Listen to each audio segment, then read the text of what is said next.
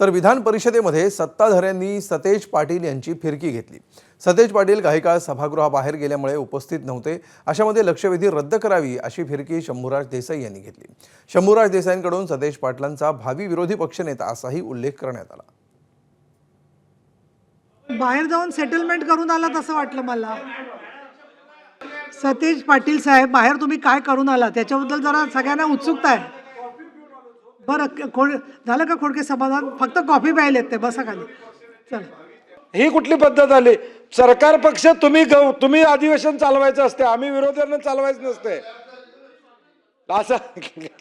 शंभूराजे मस्करी करू नका, बसा खाली। आता लक्ष्मीची लॅब झाली। आता सन्माननीय मंत्री महोदय, हे सगळं तुम्ही उत्तरार्ध सांगितलं, पण सकाळी अगोदर मंत्री महोदय नव्हते आणि त्यांच्यासाठी म्हणून थांबवलं होतं। काय हो सतेज पाटील? ते मुद्दाम फिरकी घेत आहेत माझी, त्यामुळं फिरकी मुद्दाम घेत आहेत।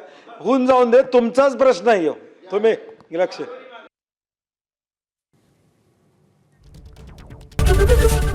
एबीपी माझा, उघडा डोळे बघा नीट।